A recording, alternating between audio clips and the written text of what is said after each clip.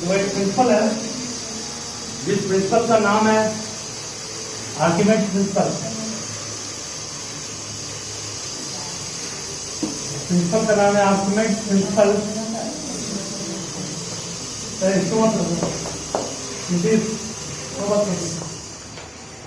आर्किमेड्स principal, ये principal कहता है कि अगर कोई भी ऑब्जेक्ट पानी में पूरी तरह से डूब गया या फ्लोट कर रहा है, समझो, अकॉर्डिंग टू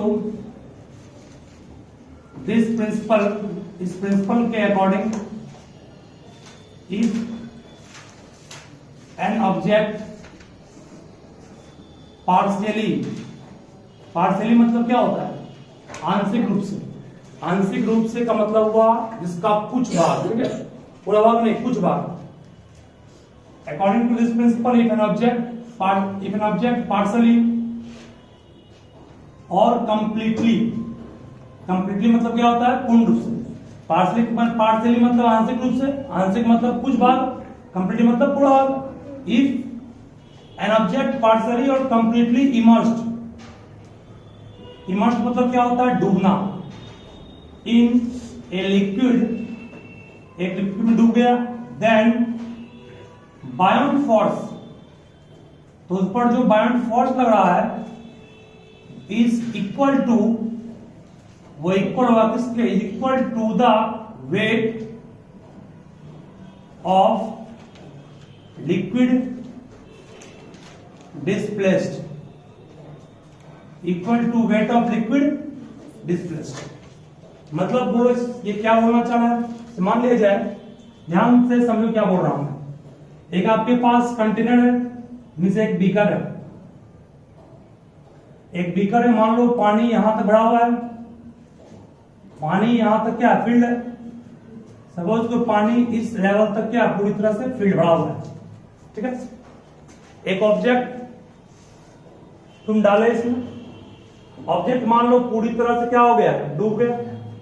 और ऑब्जेक्ट डूब गया तो पानी इस बीकर से बाहर आएगा कि नहीं आएगा? आएगा, क्योंकि अब जब ऑब्जेक्ट डूब गया जो तो पानी का जगह ये ले लिया ना, तो एक्सेस पानी जो भी ऊपर रेज किया होगा वो मान लो जमा कर लिए किसमें? एक छोटे बीकर में जमा कर लिए। जो पानी गिरा ना उसको इसमें क्या कर लिए? धीरे धीरे जमा कर लिए, तो पानी इसमें जमा हो गया।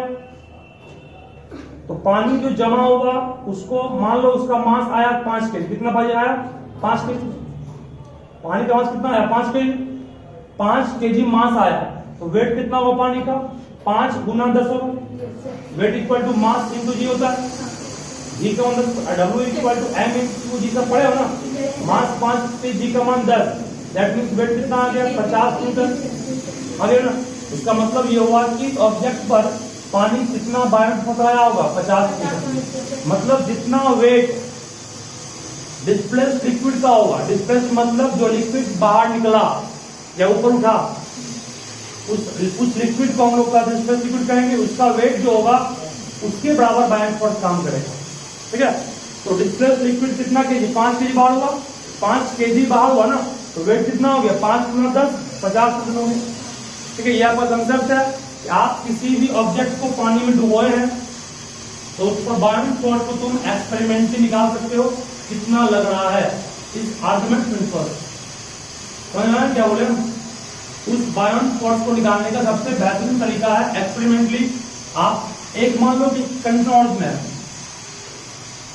एक कंट्रोल क्या है, मान लो कि पानी अभी बीकर में यहां तक था लेवल, पानी का लेवल सपोज करो इस यहां तक है, ये क्या है? पानी का लेवल है। ऑब्जेक्ट को डुबा दिए, ऑब्जेक्ट यहां तक डूब गया, ऑब्जेक्ट यहां तक डूब गया ना। ऑब्जेक्ट डूब जाने के बाद क्या किया तुम? ऑब्जेक्ट को डूब जाने के बाद देखो कि पानी का लेवल कुछ बढ़ जाएगा ना। कौवा कंकड़ डाल करके पानी को पीता था, एक सुने हो कहानी सुने ना, पानी का लेवल बहुत नीचे था तो कंकड़ डाल डाल के वो ऊपर पानी ले आया। तो तुम कंकड़ ने तुम पत्थर डाल दिए, पानी एक बार ऊपर आ जाएगा। इतना लेवल पानी का बढ़ गया ना, इतना लेवल जो पानी का यहां से लेकर के यहां तक जो पानी का लेवल बढ़ा ना, इसी को कहते हैं क्या हम लोग? इसी को कहेंगे डिस्प्लेस्ड वाटर। डिस्प्लेस्ड वाटर कहेंगे। अगर बीकर इतना ही बड़ा रहता तो पानी बाहर गिरता, बीकर तो बड़ा ले लिए तो पानी उठ गया। जो पानी उठा उसका वेट जो भी होगा, वेट में तोड़ लेंगे में इसको, तोड़ने के बाद मान लो 2 kg आया, वेट कितना हो गया 2 × 10 20 न्यूटन। इसका मतलब बायोट फोर्स कितना काम किया 20 न्यूटन, ठीक है ना। बायोट फोर्स को निकालने का सबसे अच्छा तरीका यह है जो आर्गुमेंट्स ने दिया। इसी पर बेस्ड में क्वेश्चन ये है 19 नंबर। एक ऑब्जेक्ट का वेट कितना है 200 न्यूटन। एक ऑब्जेक्ट का वेट कितना है 200 न्यूटन। ऑब्जेक्ट का वेट 200। एक बात और सुनो, मैं क्या बोल रहा हूं, एवरीवन ध्यान दो। यहां जितना वेट बोले, इसका वेट पानी जो बाहर आया उसका वेट कितना आया 50 न्यूटन। एक तो डिस्प्लेस्ड वाटर का वेट 50 आया, सुनोगे ध्यान से। डिस्प्लेस्ड वाटर का वेट जो होगा ना, वेट ऑफ कौन water, weight of displaced water is equal to क्या कहोगे, इज इक्वल टू कहोगे बायोट फोर्स, और इज इक्वल टू क्या कहोगे, इज इक्वल टू तुम कह सकते हो buoyant force, weight of displaced water, और क्या कर सकते हो तुम इसमें, और कहोगे वेट ऑफ ऑब्जेक्ट। तीनों आपस में बराबर होगा, मींस इक्वल होगा। समझ रहे हो क्या बोल रहे हैं हम? मतलब जो ऑब्जेक्ट पानी में गिराए हो उस ऑब्जेक्ट का ही वेट होगा ना, इसका वेट जितना होगा उतना ही पानी बाहर आएगा और उतना ही बायोट फोर्स पर काम करेगा। और फ्लोट कर रहा तो ये कंडीशन तब यूज करना है कब, जब ऑब्जेक्ट क्या करेगा, if object is what floating. अगर ऑब्जेक्ट फ्लोट कर रहा है तो, ऑब्जेक्ट डूब गया तब ये इक्वल नहीं होगा। ऑब्जेक्ट तो इमर्ज है ना, हम इस केस की बात नहीं कर रहे हैं। हम कह रहे हैं ऑब्जेक्ट तैर रहा है, तैर रहा मतलब क्या, ऑब्जेक्ट फ्लोट कर रहा है तब की बात कर रहे हैं, ठीक है ना। पर ये तीनों इक्वल तब होगा जब ऑब्जेक्ट फ्लोट कर रहा है। और आपका जो क्वेश्चन है उसको पढ़ोगे, वहां लिखा है फ्लोटिंग, पढ़ो चलो वहां डुबा है ना, वहां लिखा है फ्लोटिंग, किसको लिखा है, देखो फिर बोल रहा हूं मैं। An object of weight 200 newton, एक ऑब्जेक्ट का वेट कितना है 200 न्यूटन, इज फ्लोटिंग, फ्लोट में तैर रहा है, ठीक है। Then what is the magnitude of buoyant force, object का वेट कितना है 200 न्यूटन, तो बायोट फोर्स कितना होगा 200 होगा, क्योंकि ऑब्जेक्ट क्या कर रहा है फ्लोट कर रहा है, समझ गए ना। इसका आंसर क्या 200 होगा। और तो कौन है, हाँ इसको नोट करो, नोट करो। ये तभी यूज करना है जब क्या हो, जब प्लॉट करे तो, हर जगह नहीं।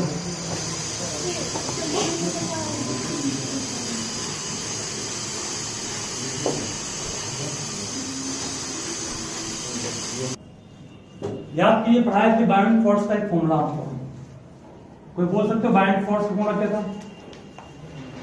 बायोट फोर्स का एक लिखाया था formula, D into V into शायद जी था ना, देखो तो ना DVG था ना, जहां D को डेंसिटी कहे थे, V को वॉल्यूम ऑफ ऑब्जेक्ट इमर्स्ड नहीं कहे थे, V को कहा था मैं वॉल्यूम ऑफ ऑब्जेक्ट इमर्स्ड, मतलब कितना भाग पानी में डूबा ऑब्जेक्ट का, और जी सब जानते हो ग्रेविटी। चलिए तो 30 नंबर वो इसी क्वेश्चन में बने, ध्यान सुनो। What happens to buoyant force, buoyant force को FB लिखे। बायोट फोर्स का क्या होगा, as more and more volume of solid object is immersed in liquid. क्या मतलब है, देखो ये आपका बीकर है, यही सेम बीकर यहां पर है, यही सेम बीकर फिर एक यहां पर है, 3 बीकर, तीनों सेम बीकर है। पानी बीकर में यहां तक लिए, पानी बीकर में यहां तक लिए, पानी बीकर में यहां तक लिए। तो अभी इस ऑब्जेक्ट का बहुत कम पार्ट डूबा हुआ है, नहीं है। अब इस ऑब्जेक्ट का कुछ अधिक पार्ट डूब गया, अब उसी ऑब्जेक्ट का और अधिक पार्ट डूब गया, नहीं। और उसी ऑब्जेक्ट का अब लगभग सारा पार्ट डूब गया, तो क्या बोलो बायोट फोर्स सबसे अधिक इन चारों में कब लगेगा, क्यों? ऊपर लिखा है जितना ज्यादा पार्ट ऑब्जेक्ट का डूबेगा उतना अधिक बायोट फोर्स लगेगा। है ना, यही क्वेश्चन पूछ रहा है what happens to buoyant force as more and more volume of solid object immersed in the liquid. बोलना पड़ेगा as more and more volume, as more and more volume of solid immersed in liquid, then band force also get increases. फिर question पूछ रहा है when does the band force become maximum? Band force is maximum when the solid is completely immersed. क्या? जब कोई solid पूरी तरह से डूब जाएगा तब कहेंगे band force क्या रहा है maximum। क्या अंदर बोलना पड़ेगा band force is maximum when solid is completely immersed in a liquid। कर लोगे इसको और भी पढ़ना है। 33 में an iron nail sinks in water but float in mercury। Why? Because the price of right में iron nail की डेंसिटी जो होती है वो पानी की डेंसिटी से अधिक होती है, जबकि मरकरी से क्या कम होता है, तो मरकरी से कम तो मरकरी फ्लोट करेगा।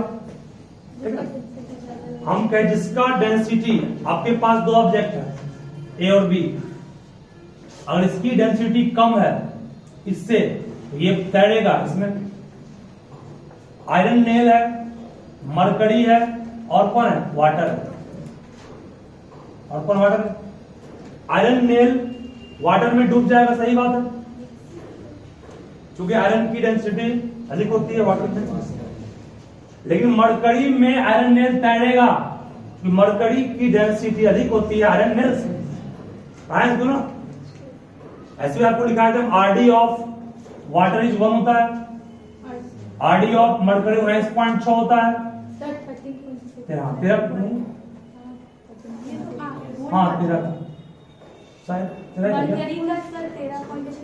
और इसका 7.8 था। ठीक है, ध्यान दो। सुनो क्या, तो 7.8 मरकरी का है, मरकरी का सॉरी आयरन का आरडी वाटर के आरडी से क्या है ज्यादा है, तो आयरन डूब जाएगा वाटर में, लेकिन आयरन का आरडी मरकरी के आरडी से क्या है कम है, आयरन क्या हो फ्लोट करेगा मरकरी। ठीक है ना, और तो स्टील का दिया है बुक में, आरडी कंपेयर करना पड़ेगा 42 explain why snow does not snow soft you from sinking into soft snow. सुनोगे, शांत रहोगे।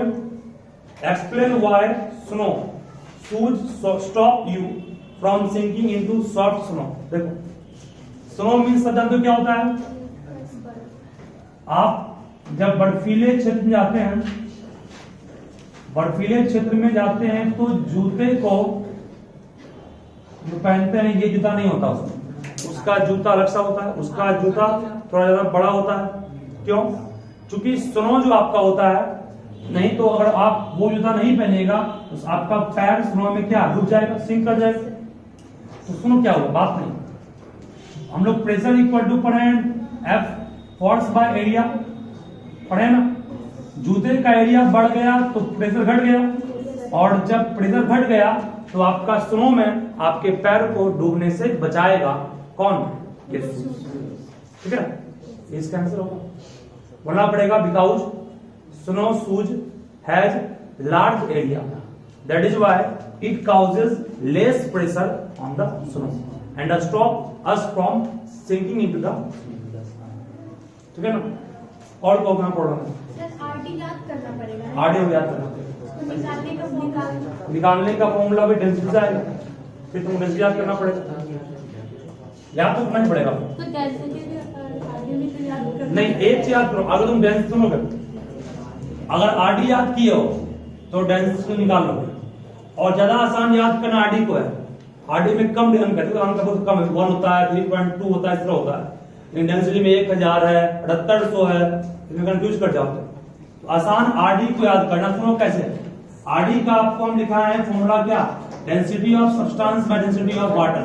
अगर हम आरडी याद कर लिए तो आरडी ऑफ, मान लो आरडी ऑफ कितना, किसका, आरडी ऑफ मान लो दिया हुआ तुम्हारे पास है आयरन का 7.8 डिग्री है, तो डेंसिटी निकाल लोगे, डेंसिटी ऑफ आयरन को शॉर्ट में डीएफई लिखे, डेंसिटी ऑफ एफई।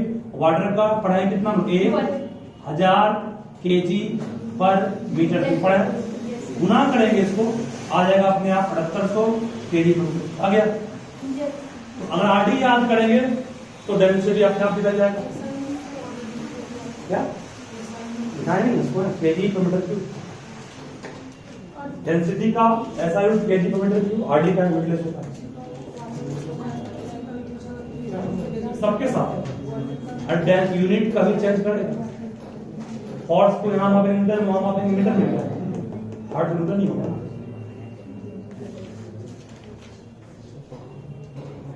सब हो गया ना।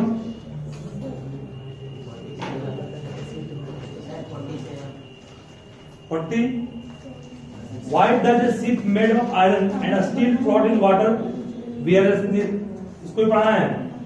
शिप जो होता है उसमें आपका एयर गैप होता है, लेकिन आयरन जो पिन होता है, पिन जो यूज करते हो तुम या नेल, उसमें एयर गैप होता है कि नहीं? वो अंदर में भी होता है, बड़ा हुआ।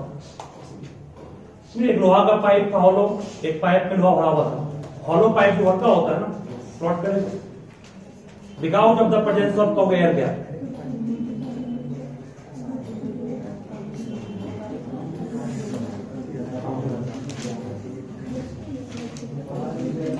ये चैप्टर तो हो गया हम लोग का ना 51 बाबू, 51 में कर रहा है, इसको नोट कर लोगे ना, ध्यान रखोगे दिक्कत नहीं होगा आपको करने में।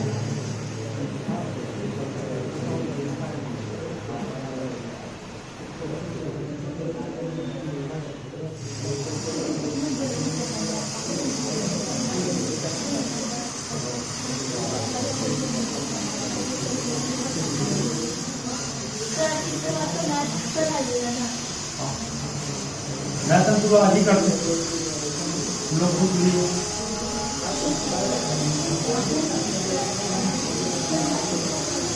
बात बंद हो गए। एक क्वेश्चन कौन सा है? 51 ना, ध्यान दो। 51 नंबर क्वेश्चन में कह रहा है, आवाज नहीं, a girl wearing a pair of flat shoes. एक गर्ल है जो कि फ्लैट शूज, मान लो फ्लैट मीन्स क्या होता है? बिल्कुल चट्टा, मान लो शू है, मान लेते हैं इसको शू ही। हर वेट इज 500 न्यूटन, इसका वेट कितना है? 550 वेट दिया हुआ इसका। The area of contact of one शू,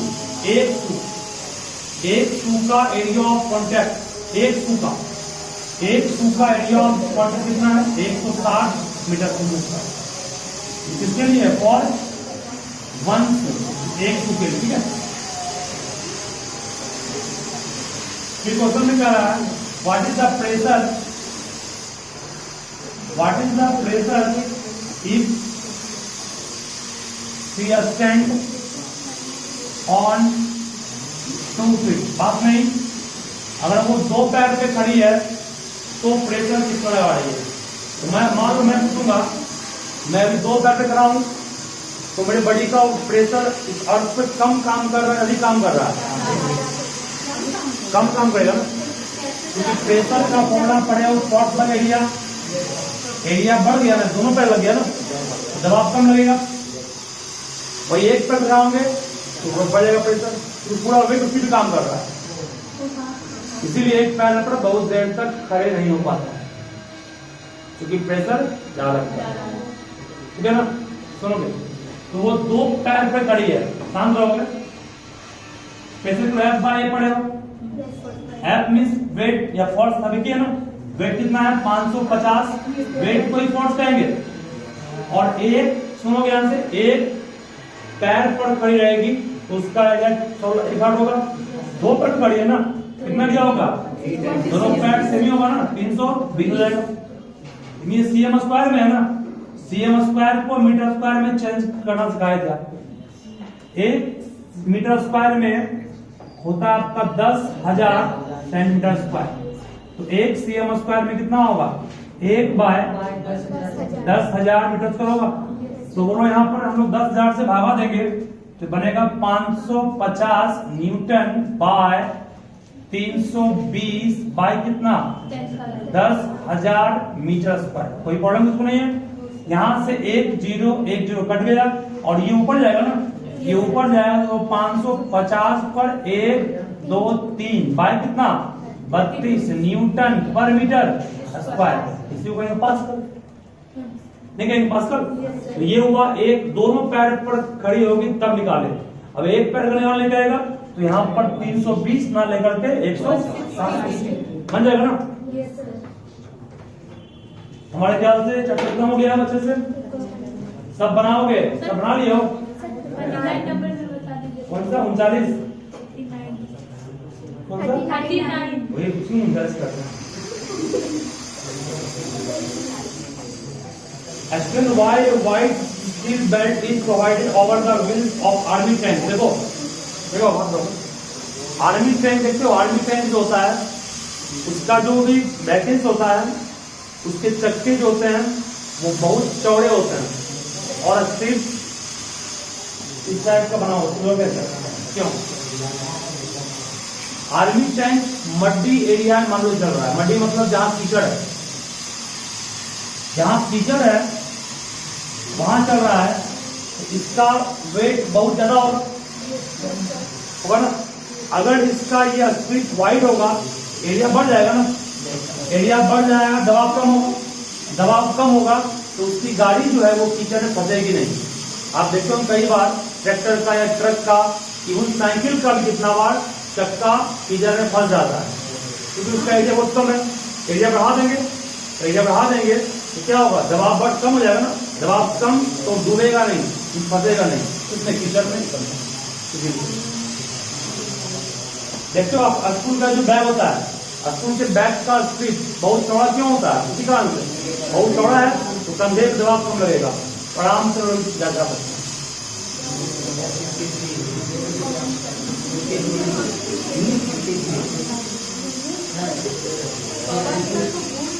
53 में है, एक ऑब्जेक्ट का वेट 500 ग्राम एयर में है, मास दिया हुआ है। This object is then fully immersed in water.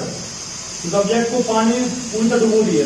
अस्टेड whether its weight less in water or more in water. Simple है, जो एयर में उसका वजन 500 है, 500 एयर में है, और डाल दिए इसमें पानी में उसका वेट और कम हो जाएगा ना। क्यों? पानी की डेंसिटी अधिक है ना, एयर के अपेक्षा बढ़ जाएगी। और कौन सा है 50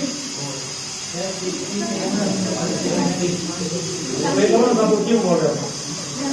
54 नंबर 54 सिंपल है। डेंसिटी को डिफाइन करने वाला इक्वेशन कौन है? Density equal to prime mass by volume. Density को डिफाइन करना है mass per unit volume is called density. और कौन सा बोलो? बी नंबर क्या? 5 kg मटेरियल ए, कहां लोगे? 5 kg मटेरियल ए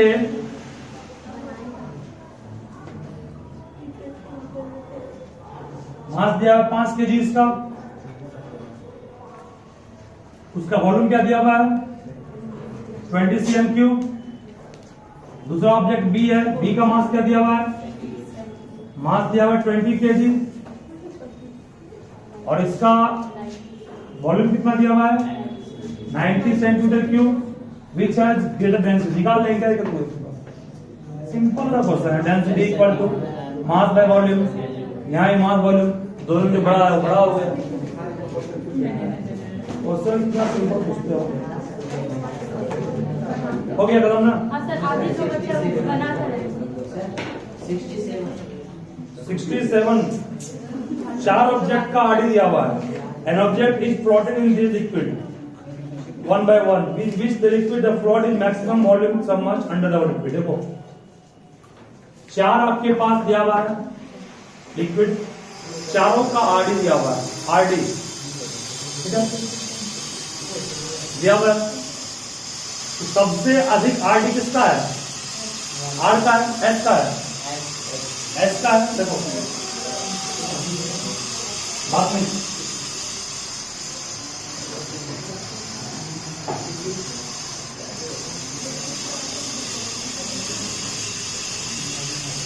क्वेश्चन में कहां दोगे PQRS, P का RD 1.26, Q का RD 1, R का RD 0.84, S का RD 0.4। कहां दोगे? क्वेश्चन है एक ऑब्जेक्ट है जो फ्लोट कर रहा है इन चारों लिक्विड में। एक ऑब्जेक्ट तैर रहा है इन चारों लिक्विड में। In which liquid the object will float with its maximum volume submerged under the liquid। देखो मतलब इसमें सबसे अधिक पार्ट डूबेगा लिक्विड के अंदर। तैर रहा है सब में, देखो समझोगे मैं क्या बोल रहा हूं, मैं बात नहीं। तैर रहा यहां भी, तैर रहा यहां भी, तैर रहा यहां भी, ऑब्जेक्ट सब में तैर रहा है। आप खुद देख लीजिए, ऑब्जेक्ट सब में तैर रहा है ना। सबसे ज्यादा भाग कौन है जो पानी के अंदर है? पानी के अंदर ही पड़ रहा है, तो उससे भी कम हो गया, उससे भी कम, सबसे कम ही हो गया ना। इसको थोड़ा सा बढ़ा देते हैं क्या, एकदम कम हो गया। इसका मतलब सबसे ज्यादा बायोन स्पॉट इस पर लग रहा है ना, और सबसे कम बायोन स्पॉट इस पर लग रहा है। और जिसका बायोन स्पॉट कम लगता है उसका आरडी क्या होता है? कम होता है। सबसे कम आरडी किसका है? सबसे कम आरडी आर का है ना, नहीं है? इसका मतलब यह है कि कौन से लिक्विड में सबसे ज्यादा पार्ट डूबा हुआ होगा, बोलना पड़ेगा आपको आर। नहीं होगा? फिर बोलेंगे बढ़ गया। देखो क्वेश्चन में पूछ रहा है, फिर सुनोगे। In which liquid the object will float with its maximum volume submerged under the liquid? Maximum means अधिकतम वॉल्यूम पानी में डुबाओ, अधिकतम भाग। चार फिगर में सी पर होगा। अधिकतम भाग तभी डूब पाएगा जब बायोन फोर्स कम हो। इसका बायोन फोर्स सबसे अधिक इसका है ना, इसको डूबने ही नहीं रहा। ये भी डूबने नहीं दिया, लेकिन कुछ हद तक डूब गया, फिर भी ये उससे ज्यादा डूब गया। सबसे अधिक कौन डूबा? ये डूबा। इसका मतलब सबसे कम बायोन फोर्स को लड़ा है, इसका मतलब सबसे कम आरडी इसी का होगा। ठीक है, इसका आंसर क्या हो गया? आर। देखो आंसर आर दिया होगा, सी सब सी दिया। सर बायोन फोर्स इस पर कम लग रहा है, सबसे कम इस पर लगा, तो आरडी इसका कम होगा। तुमसे पूछेंगे अभी हम, एक मरकरी है, मरकरी का आरडी 13.6 पढ़े हो, और आयरन का आरडी पढ़े हो 7 पढ़े। ठीक है, इस दोनों में ज्यादा बायोन फोर्स ये लगाएगा, मरकरी लगाएगा। जिसका ज्यादा उसका बायोन फोर्स ज्यादा, जिसका कम उसका बायोन फोर्स कम। समझे? आंसर दिया सी ना? बनाया भी नहीं, ड्रामा नहीं बनाया, नहीं कौन काम बनाया? मन से बच्चों को पूछो मत, मजाक बिना बनाए बोल रहे हो।